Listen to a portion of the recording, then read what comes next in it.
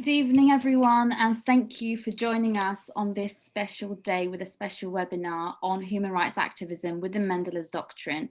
It's a very special day today because it's Mandela Day, which marks Nelson Mandela's birthday. And on this day, we want to honour his legacy. And that's why we've invited a very special guest here today with us, with Dr. Rajendran Govender, who is Executive Director of Mzansi Empowerment Enterprise. He's a social cohesion advocate and he is Vice Chairman of the Social Justice Advocacy Campaign. Thank you so much for joining us today, Dr. Rajendran. It's an absolute delight. Before we give the floor to Rajendran Govender, I just want to give a brief introduction about Nelson Mandela. I'm sure everyone has heard of Nelson Mandela and probably know more than I do, but for those that want a little bit more information, I just want to give a bit of an introduction. Nelson Mandela was a Black nationalist and he was the first Black president of South Africa. And his negotiations in the early 1990s helped end the country's apartheid system of racial segregation and ushered in a peaceful transition to majority rule. In his early years, he spent 20 years of his life directing peaceful, non-violent acts of defiance against the South African government and its racist policies, one of these including the 1952 Defiance Campaign and the other including 1955 Congress of the People. He was also a key figure in the African National Congress. Unfortunately, in June 1964, he was sentenced to life imprisonment and he wasn't released until February 11th, 1990, after 27 years in prison. However, on April 27th, 1994, South Africa held its first democratic elections. And in 1994, May 10th, at the age of 77, Mandela was inaugurated as the country's first Black president. He used the nation's enthusiasm for sports as a pivot point to promote reconciliation between the white and Black people. Encouraging Black South Africans to support the once hated national rugby team. And through his presidency, he established the 1995 Truth and Reconciliation Commission, which investigated human rights violations. And he also introduced numerous housing, education, and economic development initiatives designed to improve the lives and standards of the country's Black population. And even after his time at the office, he established the Nelson Mandela Foundation, which continue to fight for peace, reconciliation, and social justice. I'm sorry if that was too much from me, but I'd like to move on to our questions for Dr. Raj now. Dr. Raj, as an expert, how do you think people should act to overcome human rights violations with accordance to Mandela's doctrine? Okay, thank you so much for giving me this opportunity to participate in this very, very important discussion, especially on the heavenly birthday celebration of Tata Madiba, as he is called. Nelson Mandela is affectionately called as Tata Madiba. Now, we need to know something about his background, and it is very, very important for us to know that Nelson Mandela grew up in poverty. His father died and he went to live with his uncle, who wanted to marry him off to one of the village girls at a very, very young age. However, Nelson Mandela had different plans. He ran away to the big city of Johannesburg, and it was there that he came into contact with apartheid. Nelson Mandela hated injustice and could not accept the way that people were treated differently because of the color of their skin. So that's when the seeds were planted for him towards human rights and social justice.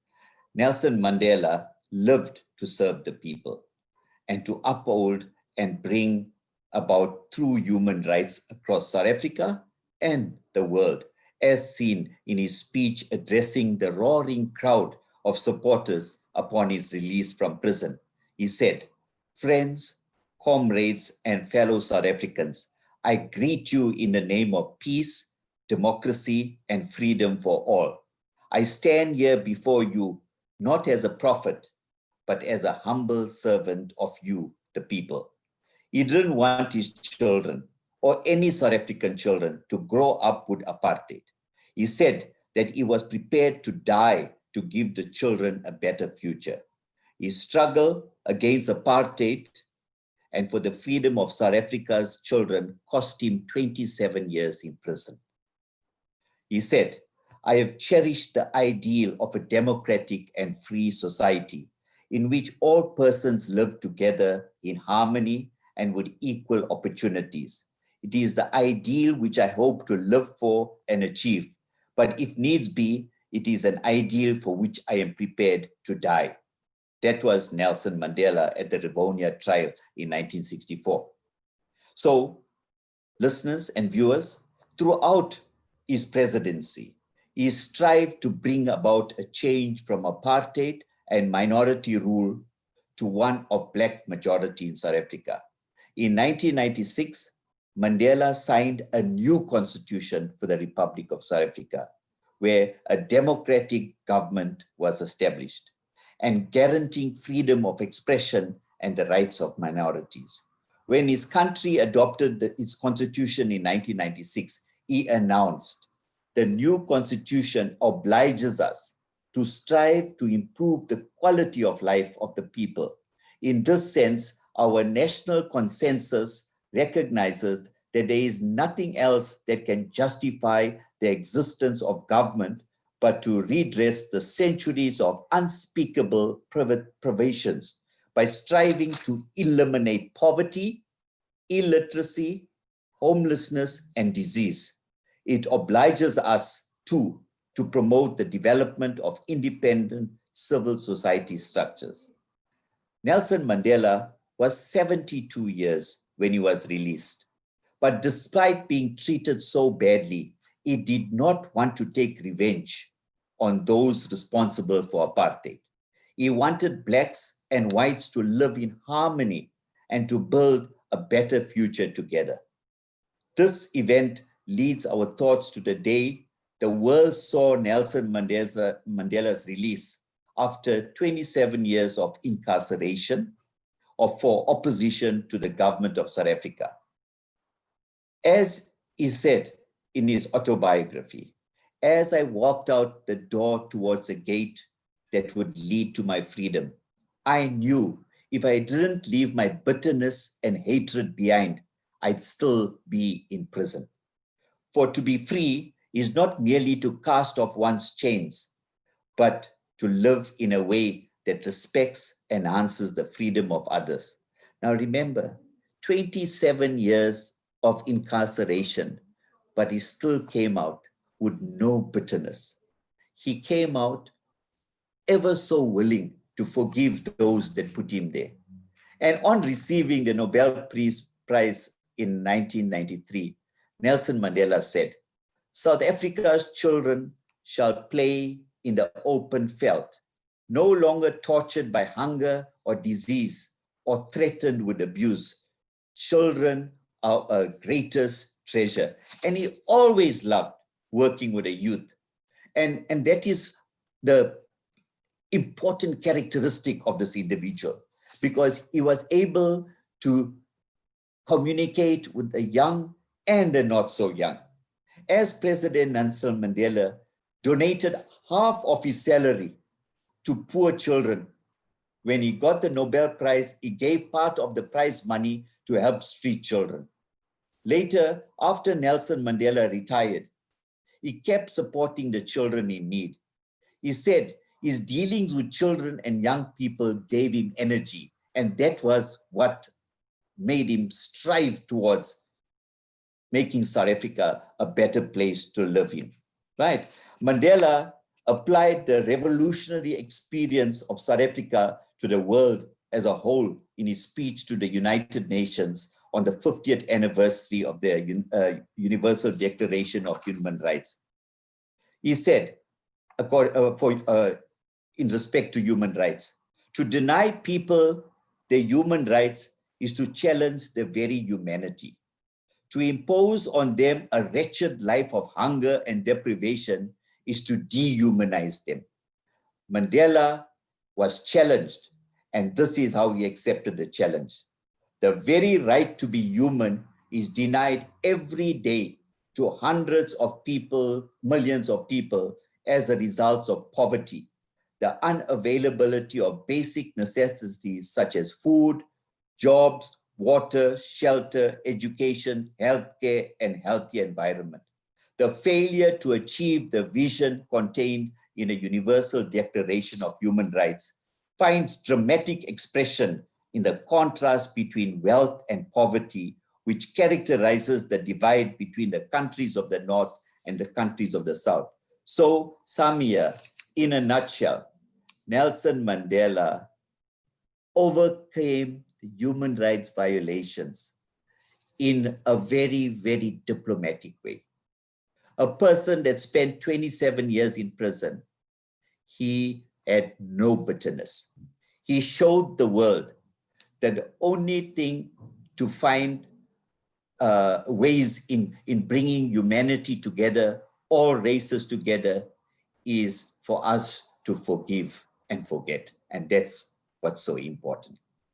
Thank you so much. That was such a beautiful explanation. And thank you so much for how detailed it was. I think you've touched upon a lot of, significant issues there, because sometimes people think, battling a war, you have to fight back with, weapons, but actually we're all humans at the end of the day, and we all just need to reach a hand out to one another to overcome these issues and these conflicts that we, suffer. Right, correct. Exactly. And our second question is, oppressive regimes are advertising against those that they are persecuting to justify their unlawful actions, and this causes a separation in society. Is it possible to achieve peace in societies where strict discriminatory policies divide them apart? Yes, most certainly. If we use the legacy of Tata Madiba, then we will be able to achieve it. In what are nowadays termed post-conflict societies, the pattern is generally that the warring sides negotiate a settlement in a form of new structures for governance. Almost always, these structures are democratic. So former enemies, often with a long history of violence between them, find themselves faced with the challenge of implementing the new negotiated structures for the future management of the differences on a minimally cooperative basis. One of the biggest obstacles to such a cooperation is that because of the violence of the past, their relations are based on antagonism, distrust, disrespect, and quite possibly hurt and hatred. It is hardly a recipe for optimism, no matter how effective or how perfect these new structures may be. This process, as a functioning democracy, is built on a dual foundation, a set of fair procedures for peacefully handling the issues that divide a society, the political and social structures of governance, and a set of working relationships between the groups involved. A society will not develop those working relationships if the structures are not fair, and conversely, the structures will not function properly. Democracy is a system for managing difference between recourse to violence. So there is a pressing need to address the negative relationship, not to make enemies love each other by any means, but to engender a minimum basis of trust so there can be a degree of cooperation and mutual reliance between them. To achieve this, they need to examine and address the previous relationship and the violent past. Now, in your introduction, you mentioned a very, very important word, and that is reconciliation. Reconciliation is the process for bringing about a sort of settlement between a society that went through a very, very painful past. Reconciliation is not a luxury or an add-on to democracy. Reconciliation is an absolute necessity.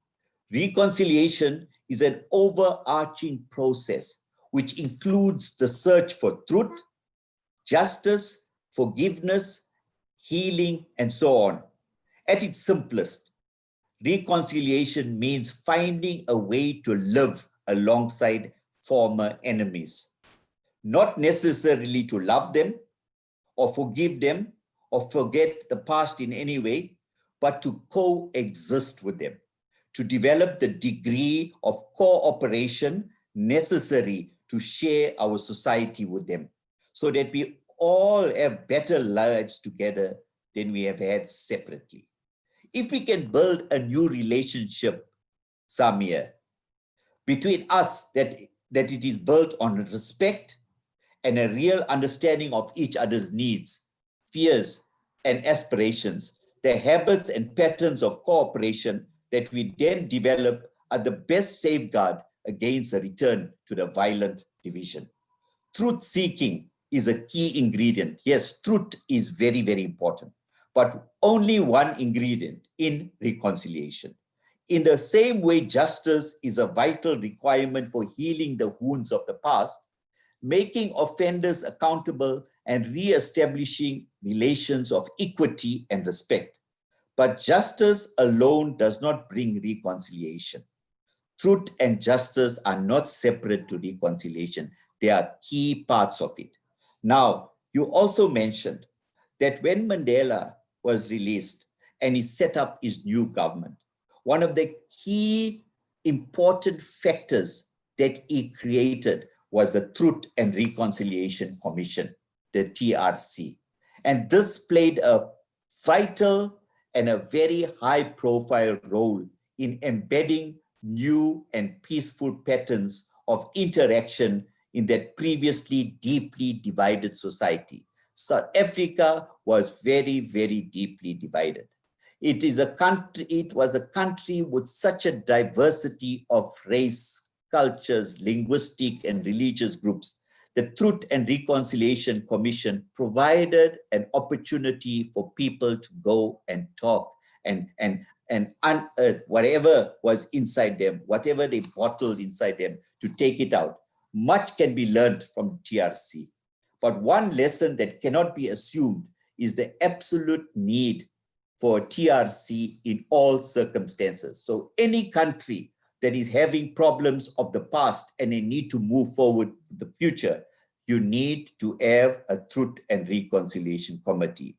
Burying the past is in a reconciliatory way requires the mobilization of a variety of techniques. Most of them have to be activated in the short run. There are four very, very important points. One, healing the wounds of the survivors. Some form of retributive or restorative justice. 3, historical accounting via truth telling and reparation of the material and psychological damages inflicted on the victims. And we find that reconciliation in Cambodia was based on religious factors like Buddhism. Zimbabwe, the Truth and Reconciliation process failed miserably because a stable democracy in Zimbabwe will remain a distant dream as long as the sad legacy of violence and discrimination against an ethnic or regional minority is not dealt with in a genuine and thorough process. And the last point that we need to know, the main focus of a Truth and Reconciliation Commission is the healing process. Because once you start healing, then you are in a better position to embrace people in a very, very good way. Yeah, I agree. You've once again touched upon so many things there. And as you said, before a wound is, solved and it's, treated, it's harder for people to move on. So reconciliation is so, so important. And you mentioned so many non-violent ways of reconciliation. However, when we go back in Mandela's life, there was a period of time where he thought, armed struggle was the only way to achieve change. And in 1961, Mandela co-founded MK, an armed group, which was dedicated to, sabotaging and adapting guerrilla war tactics to end apartheid. How does his view change towards violent protest throughout his life? Okay, we'll go back to the point that what would you do if you were in prison for 27 years? Would you be able to forgive your captors, or would you want revenge? Nelson Mandela chose forgiveness, and he never stopped trying to build a better world. Now, a few years ago in 2013, when I was traveling in India, that's when the first time I was traveling in a train, and when the conductor came and told me that your president just passed away.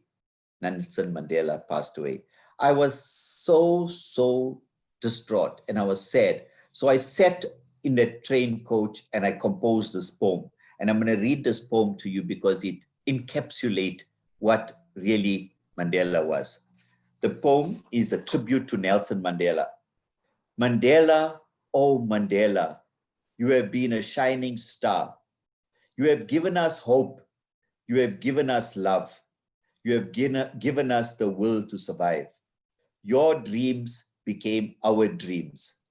Revenge, revenge, revenge was the call of the masses. Forgive, forgive, forgive was your daily mantra. For 27 years, you were tormented. You were deprived.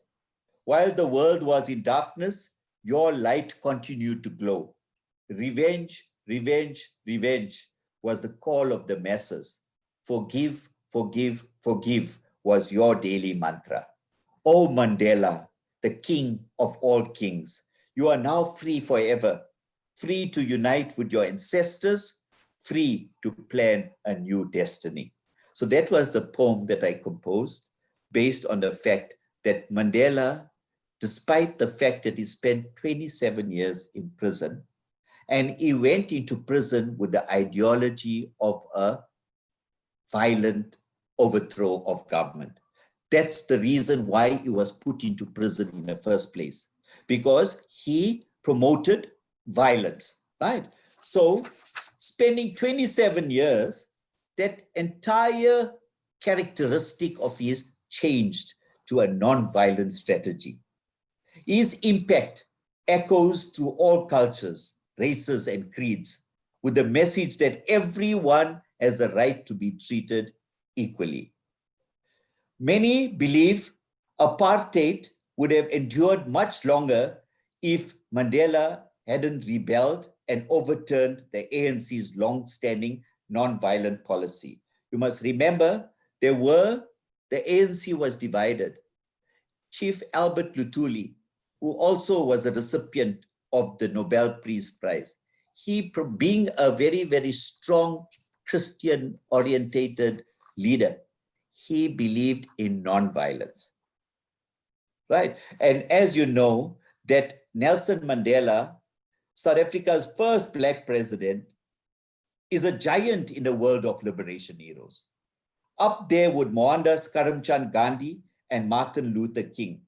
But unlike Gandhi, who said that non-violence and truth were inseparable, and Martin Luther King, who famously declared that violence was immoral, Mandela embraced armed struggle to end the racist system of apartheid. By 1953, Mandela had decided that it wasn't working. Being non-violent and moving in the realm of how Chief Albert Luthuli believed in, it was not working. He felt that the ANC leaders, old-fashioned traditional figures such as the party's president, Albert Luthuli, were out of touch with reality. And we can never change South Africa if we go the non-violent route. In September of that same year, in 1953, he made a speech in the Johannesburg suburb of Sophiatown that was to be later famously known as the No Easy Walk to Freedom address. And this is what he said: "You can see that there is no easy walk to freedom anywhere. And many of us will have to pass through the valley of the shadow again and again before we reach the mountaintops of our desires. Dangers and difficulties have not deterred us in the past. They will not frighten us now, but we must be prepared for them like men in business who do not waste energy in vain talk and idle action." In 1956, during the trial at which 156 ANC leaders and activists, including Mandela, were charged with treason, he told the court that he supported non-violence as a principle. Not true at that time. He said this because he knew he and others could be convicted if he said otherwise. The trial dragged on until 1961, but Mandela and the others were acquitted. However, The turning point was the Sharpeville massacre in 1960, when South African police killed 69 protesters. This was the last straw for Mandela and other proponents of the armed struggle. Mandela carried the day at a series of all-night meetings with ANC leaders in 1961, and that's when they set up the ANC's underground military wing, which is called Umkhonto weSizwe, or Spear of the Nation. Mandela's opponents said that if ANC embarked on violence, the regime would massacre more civilians. However, Mandela finally believed that Albert Luthuli have now changed, and he won Luthuli's blessing to form the Umkhonto weSizwe and embark on violence. At almost the most embarrassing possible moment, when Martin Luther King gave in, I'm making a mistake, when Albert Luthuli gave in, right? It was a very, very embarrassing moment, because less than a week after Luthuli was awarded the Peace Prize in Oslo, Umkhonto weSizwe launched its first military action: 5 bomb attacks on power stations and government buildings in Port Elizabeth, Durban, and Johannesburg. This was the armed struggle that Mandela fought very, very hard for the freedom of the country. But as you know, after his release from prison for 27 years, and on becoming South Africa's chief executive in 1964, Mandela adhered to the commitment to peace, tolerance, and equality that became the hallmark of his presidency. So there was a shift from a violent streak of activity to being more nonviolent. Yet, everyone would believe that spending 27 years in prison will harbor all this hatred, and he will go on a violent way of bringing about peace in South Africa. But no, he came out of prison, and the first thing he did was to go meet his tormentors. He went and had tea with P.W. Botha, the former president of South Africa, who was a very, very ardent apartheid, purveyor, right? He went and had tea with his wife. That's how forgiving Nelson Mandela was. In the early 1990s, biographer Richard Stengel pointed out that people were criticizing Mandela for not being a more rousing speaker as he had been in his youth. Well, Mandela said, in a climate of this nature, when we are trying to reach settlement through negotiations, you don't want rebel-rousing speeches, Mandela replied. I don't want to incite the crowd. I want the crowd to understand what we are doing, and I want to infuse a spirit of reconciliation in them. Ultimately, the world remembers Mandela, not for his call to arms, but for his gentler call for reconciliation in a country deeply divided by race to this day. And he became a saint to everybody all around the world in the manner in which he brokered peace, reconciliation, and harmony in South Africa. He was a symbol of peace. He was a symbol of reconciliation. And that is a man that went into prison with a violent streak, but came out as a non-violent person. That is how he changed his ideology. Yeah, I think he's a person who is of inspiration to everyone. And I mean, your poem significantly portrays that very well, because he approached this massive issue with such a soft heart and such a soft approach, and he managed to break it down, such a big issue, such an apartheid. And it's truly inspirational. And it shows that, violence is only a temporary solution and it only causes physical damage. But to gain, permanent peace, we have to approach it through, as you said, reconciliation, through, truth, through hearing each other out. So based on these, how do you think that human rights organizations or individuals should approach these oppressed groups who have resorted to violence? Right. As we celebrate and observe the legacy of Nelson Mandela, and when the United Nations declared July the 18th as Mandela Day, there was a purpose for it, a purpose that we need to take the legacy of Nelson Mandela to broker peace in the world. Take the legacy of Mandela and embrace people so that we can all live together in peace and harmony. Now, to answer your question, many organizations around the world dedicate their efforts to protecting human rights and ending human rights abuses. Your organization, for example, Solidarity. Major human rights organizations maintain extensive websites documenting violations and calling for remedial action, both at a governmental and grassroots level. Public support and condemnation of abuses is important to their successes, as human rights organizations are most effective when the calls for reform are backed by strong public advocacy. Right. For example, non-governmental organizations. Globally, the champions of human rights have most often been citizens, not government officials. In particular, non-governmental organizations, NGOs, have played a primary role in focusing the international community on human rights issues. Yes, maybe there's certain governments have been working hard towards brokering peace and so on, but it is primarily non-governmental organizations. For example, Amnesty International is a worldwide movement of people who campaign for internationally recognized human rights for all. With more than 2.2 million members and subscribers in more than 150 countries, they conduct research and generate action to prevent and end grave abuses of human rights and to demand justice for those whose rights have been violated.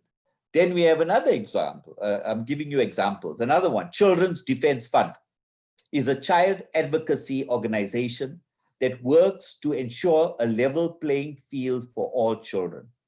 The CDF, as it is known, champions policies and programs that lift children out of poverty, protect them from abuse and neglect, and ensure the right to equal care and education. Then we have the Human Rights Action Center. The Human Rights Action Center is a nonprofit organization based in Washington, headed by Jack Healy, world-renowned human rights activist and pioneer. The center works on issues of the Universal Declaration of Human Rights and uses the arts and technologies to innovate and create and develop new strategies to stop human rights abuses. Then, Human Rights Without Frontiers is an organization that focuses on monitoring, research, and analysis in the field of human rights, as well as promotion of democracy and the rule of law on the national and international level. Now, these are some organizations that are doing remarkable work. For example, in South Africa, we have recently formed what we call the Social Justice Advocacy Campaign, which is looking at the human rights abuses and gender-based inequality, killing of young people in different parts of the world, youth deprivation, and all forms of injustice. So the examples that I've given is ways in which we could advocate towards finding solutions from an organizational point of view. And I want to emphasize, more and more organizations have evolved through being inspired by Nelson Mandela, being inspired by the work of this very, very great icon of peace and solidarity. Many, many organizations have formed, have emerged in order to overcome some of the social injustices in society. Exactly. You've given some very predominant and very significant human rights organizations there, which are doing incredible work. And hopefully we can take note after this amazing webinar and implement some of the advice that you've given us into our own organization.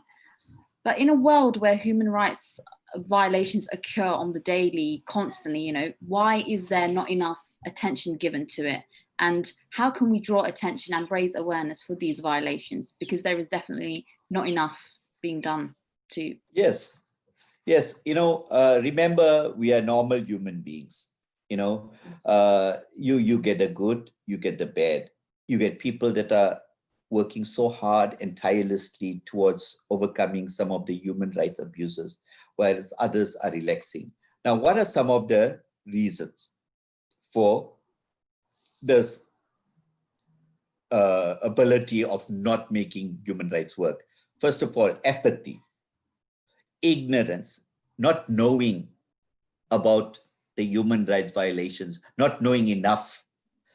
People that don't have access to television, they don't have access to social networking forums and so on, so they are not exposed to the human rights violations, etc. That's the ignorance. Distractions, where people, in trying to become so engaged and engrossed in living their daily life in order to make ends meet, in terms of finding ways of putting food on the table and so on, they're distracted from the violations that are taking place in society. The lack of empathy, media focus. In other words, when the media does not give enough attention to some of these violations, where there's certain curtailing of media. I mean, a very good example is Turkey, the present regime of Turkey, where they've destroyed every aspect of media, right? So that nobody have access to what is happening in terms of the violations, where the televisions have been closed, radio stations have been closed, the press have been silenced. So people do not have an opportunity of seeing what's happening in a particular country. So media, corruption, you know, where countries that are so hell-bent of corrupt practices and so on, that they do nothing to ensure that the people are living a better life.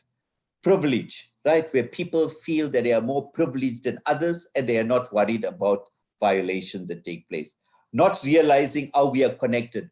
Remember, we are all part of one humanity. Now, there's a very, very good word, and Mandela also believed in this word, and that is Ubuntu. It's a South African word. It's an indigenous word called Ubuntu. Ubuntu simply means, I am me because of you. I cannot exist if you do not exist. So that concept of Ubuntu is telling us that ultimately we are all related as part of humanity. We may talk differently, we may look differently, we may eat differently, we may wear different costumes, but ultimately we're all part of one humanity. So the more we become aware of that concept of Ubuntu, the more we become connected, then we will be living better. Then political instability. Lots of countries that are having problems in terms of leadership, where there's unstable, the political instability is so rife that human rights and social injustice are given a backseat, right? Then we have religious differences, where we have countries where religion is a basis of bringing disunity in society. So these are some of the ways. Now, the question is, how do we raise awareness? Yes, we have all these problems that I mentioned, but how do we raise awareness? How do we live by the characteristic of the Mandela Doctrine? And I would like to start with a quotation. Never be afraid to raise your voice for honesty and truth and compassion against injustice and lying and greed. If people all over the world would do this, it would change the earth. That was William Faulkner, a Nobel Prize-winning American novelist and short story writer. First way that we can do to bring about awareness is social media campaign. Now, you remember a few years ago, Egypt was transformed overnight because of social media, right? The whole country changed, the leadership changed because of the power of social media, right? So I can give you another example of a social media campaign called Done with Silence. This is a new social media campaign to make your voices heard and allowing you to be part of a greater conversation. It's not about others telling you what to think, but about you sharing your own opinion. This campaign allows you to let everyone know what you stand against and what you stand for when it comes to the issues and changes you wish to see in society, and more importantly, about pledging what you are being silent about, so we can create a change in the world with one voice at a time.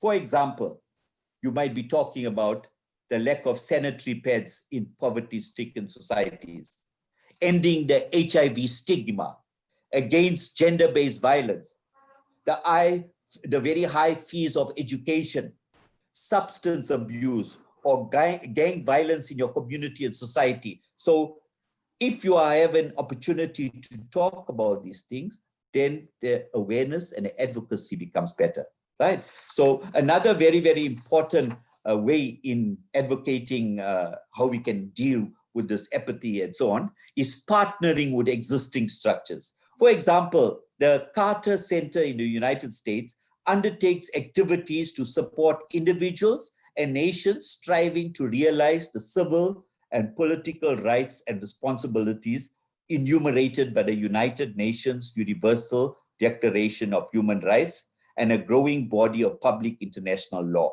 So like the Carter Center, there are many other centers throughout the world that are doing similar work. Then another organization called Hustle for Humanity is a global movement of conscious people determined to unite the world, fight injustice, and uphold human rights. We envision a world in which every person, regardless of race, religion, ethnicity, gender, class, lineage, or geographical nationality, enjoys equal human rights and equal opportunity to thrive and develop to the greatest extent of the individual talent and ambitions.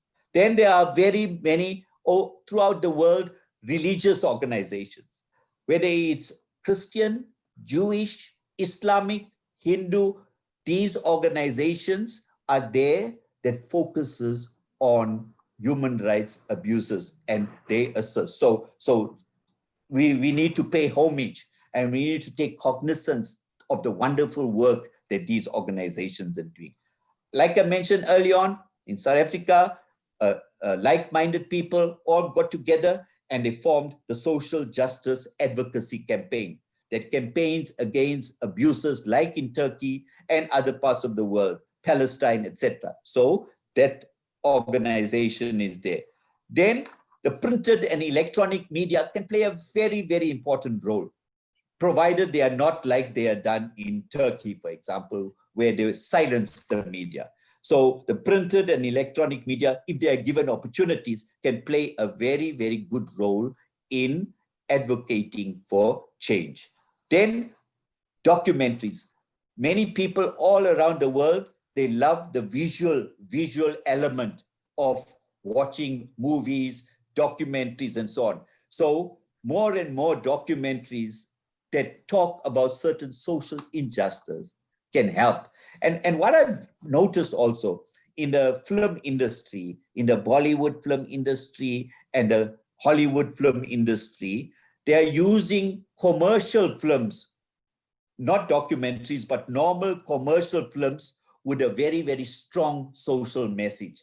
Now this ultimately reaches the masses. And when the masses are attended to through these documentaries, they can make a very, very big distance. The fact is, we all come from the fact that we are not only physical beings, but also moral and spiritual human beings. As I mentioned when I started off with this question, Ubuntu, I am me because of you. I cannot exist without you. So if we all work together, work with organizations, work with people that are working towards social injustices, then we'll be striving towards forming a very, very just and peaceful society for all of us to live in harmony. And the legacy of Mandela will be carried on forever and forever and forever. I totally agree with you. And I think you touched upon there how we are in very different generation now, where social media can be our biggest tool in, you know, spreading awareness, unless it's manipulated, like you touched upon as well. It can also be manipulated into, you know, doing the opposite and, you know, Correct. causing more human rights violations. So Correct. human rights organizations should, you know, use this tool, obviously being careful not to manipulate it.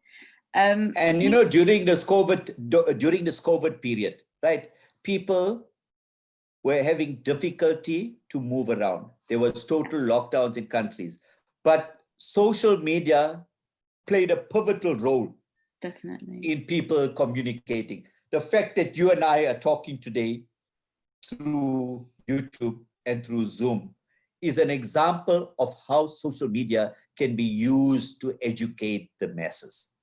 Exactly. And I think 20 years back, it would have been so much harder to raise awareness for these human rights violations and so forth. But now, with, you know, the use of social media, it's eased a lot more. So we have to, you know, take advantage of this privilege given to us. But thank Correct. you so much. And I think even if I think our audience as well, they will not forget Ubuntu. Ubuntu, right? I'm pronouncing it correctly. Ubuntu. Ubuntu. I think they will not forget that after this, because it's such a perfect concept, I think, and it applies to any situation, I think. So that's something I'm definitely not going to forget. But thank you so much for your brilliant comments. Now I just want to direct you to some questions that we've got from the audience. Okay. One question that's been asked is, how did Mandela continue to make a change while he was in prison? Right. As you know, that the whole world were at the beck and call of the Mandela being in prison, right? He was incarcerated there, but his ideology and the people that have been working very, very hard on the ground, there were militant groups, there were groups of people that belonged to the African National Congress that were featured very prominently in other parts of the world where they've been trained and so on, right? So the messages, there were secretive ways in which messages were taken out of prison, right? And it was infiltrated into the larger formation of the African National Congress. And during this period, lots of work was being done, in different parts of the world, right? Preparing leaders for the obvious release of Nelson Mandela. So this was the main way in which information was transmitted from prison to other people all over the world. So without much, in summary, right, the work was continuing despite the fact that Mandela was in prison, right? And in Robben Island, it was very, very difficult to communicate. But due to certain ways, messages were taken out of prison and infiltrated to the leadership on the ground. And the leaders started working very tirelessly in preparation for transformation and democracy to take place. Yeah, and I think even if he wasn't doing much, I think he would be influencing the people around him as well, because I think I read somewhere that he was, very close friends with the guards as well. Yes. He's such an amazing person. I mean, it's impossible for someone not to admire him and not to, absolutely love him. So even if I feel like he would be influencing the people around him whilst he was in prison as well. Like I mentioned, that whilst he was in prison, he changed his whole ideology. Yeah. Right.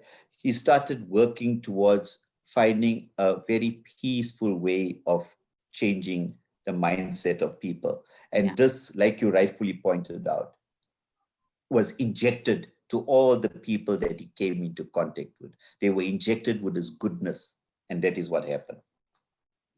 Exactly. Somebody else has asked, you are South African, but by descent you are of Indian origin. and you are a social cohesion advocate. How does the legacy of Nelson Mandela contribute to your own cause and your own advocacy? Yeah, you see, as a social cohesion advocate, we're living in South Africa, right? Where we have such a great diversity of people, right? Let's take, for example, the indigenous population, the African population. There alone, we have so many different clans. We have the Zulus, the Xhosas, the Sothos, etc. Then we have people of Indian origin. And within that, we have different religious and linguistic groups, the Muslims, the Hindus, and so on. Then you have the white people, you have the Afrikaners, and you have the English, and you have the Jewish, etc. So South Africa is rich in cultural, religious, linguistic diversity. And it is absolutely important if South Africa has to function as a united democratic dispensation. We all have to work together to find a common thread. And the common thread that joins all of us in this country is our South Africanness. We are all united under that South African flag. We sing the same national anthem, right? And we live in the same country. So it is very, very difficult, because it's very, very difficult to change the mindset of human beings. The task of bringing a socially cohesive society together and trying to work towards social cohesion and nation building is a very, very difficult task. But it's a task that we can all work together. And if we emulate the mindset of Nelson Mandela, who worked towards embracing and reconciliation and so on, then we will achieve our target of finding a socially cohesive South African society. So I belong to one part of the South African society, being a person of Indian origin. However, my South Africanness, I'm third or fourth generation person of Indian origin. My parents were from South Africa. My grandparents were from South Africa. So I have long left my linkage to India. I am only joined to India through religious and cultural means, but socially and in any other form, I am very much South African. So if I take away those titles, of being Indian and so on, because I am very much a South African of Indian origin, and that's the foremost important thing. And if we all think in the same manner, right, then South Africa can work towards finding solutions, towards finding a socially cohesive society. I totally agree with that, because I think people who, their family is, from a different country and they move to another country, I think there's this kind of identity crisis. They try to relate to one or the other, but once you combine the two, like you said, you are a South African but of Indian origin, you combine the two and you embrace the two, and you also relate to the country you're in at the current state. I think it's perfect, because it causes all the barriers to be lifted between the people, and you make a bond on the similarities rather than the differences that you have with people. Correct. That's wonderful. And the last question that we have here is, would you say there are certain principles that Mandela embodies and that are universal principles in the service of human rights activists all around the world? And what kind of principles we can deduct from this example, which I think you've touched upon in your previous. Yes, right. The principle of reconciliation, right? Forgiveness is very, very important. And that is why the Truth and Reconciliation Commission was formed, because they realized at that stage when when the creation of a new democratic dispensation, they realized there's going to be lots of problems in finding peaceful coexistence, because we came from a very, very painful past. And to heal the wounds of the past, we need to find some solutions. And one of the solutions was giving opportunities and platforms for people to engage and talk. Giving a platform to say, yes, we have a Truth and Reconciliation Commission. If you were party to something that contributed to the very painful past. Here's an opportunity for you to come and talk. In other words, giving you an opportunity to let the steam out so that you can now work towards living in a new democratic dispensation. So that principle, number one, that is reconciliation. Then the principle of embracing, right, which Mandela was very, very known for. He, at any given time, you'll find whenever Mandela appeared in public, you will find him going to the people, embracing people, talking to people. You know, nowadays you'll find politicians and so on, you know, leadership that are so far away from the grassroots community. And that is the biggest problem. Whereas with Mandela, the opportunity of being equal with all the people, whether it's young, old, white, black, brown, blue people, he embraced everybody. And that principle of embracing and bringing people together is a quality that we need to emulate from Tata Madiba. And as I mentioned early on, forgiveness. You know what I mean? That symbol of spending 27 years incarcerated, but you come out and you forgive those people that put you there. That principle is a principle that really made Mandela the saint that he has become. So these are some of the principles that we need to adopt in our day-to-day lives. If we do that, then we'll be able to live a better family man. We'll be able to go into a work environment in a better way, in a school environment, in a university environment, in a political arena. If we can do this, if we can practice some of these principles in all those different arenas, then we'll be able to formulate strategies so that we can all live together as a common humanity. And that's the principles that we need to learn from Mandela, right? And you know, the only way we can do this is to be able to be truthful and honest with ourselves.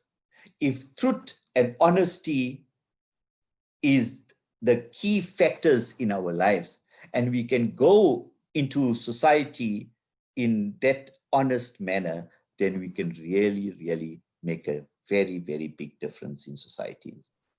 Whether it's in South Africa, whether it's in Rwanda, whether it's in Turkey, whether it's in India, Palestine, anywhere in the world. We just need to embrace. And that is why the United Nations declared July the 18th as International Mandela Day. The reason why, because he was a symbol of hope for the world. And that is why if everybody can pause on July the 8th and reflect on the legacy of Nelson Mandela, then we'll be doing justice in eradicating social injustices in the world. Like you said, he's a role model, and the principles that he portrays, if put into any aspect, any circumstance in your life, it's applicable, you know?